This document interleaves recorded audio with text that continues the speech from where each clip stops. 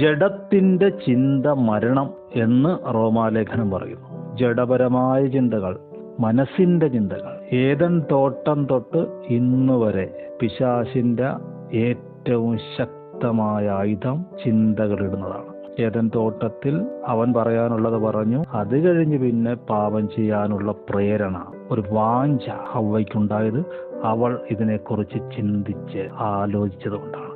ചിന്തിച്ച് ആലോചിച്ച് നയിക്കാൻ പറ്റിയ ജീവിതമല്ല ക്രിസ്ത്യ ജീവിതം. ക്രിസ്തുവിനാൽ ജയിക്കണം. നിങ്ങളുടെ ഹൃദയം ക്രിസ്തുവിനോടുള്ള ഏകാഗ്രതയും നിർമ്മലതയും വിട്ട് വഷളായി പോകുമോ? കണ്ടോ, ക്രിസ്തു സ്പോക്കൺ വേർഡ്, വചനത്തിൽ നിന്ന് വെളിപ്പെടുന്ന അരുളപ്പാടിനാൽ മാത്രമേ ജയിക്കാൻ കഴിയുകയുള്ളൂ. നിങ്ങളുടെ ബുദ്ധി ഓഫാകട്ടെ. വചനത്തെ പ്രാപിക്കുക, അരുളപ്പാട് പ്രാപിക്കുക. സാത്താൻ ഓടുന്നത് നിങ്ങൾ കാണും. അവൻ വിളറി പിടിച്ച് പരിഭ്രമിക്കുന്നത് നിങ്ങൾ കാണും. നിങ്ങളെ പീഡിപ്പിച്ചവരെ നിങ്ങൾ വാഴും.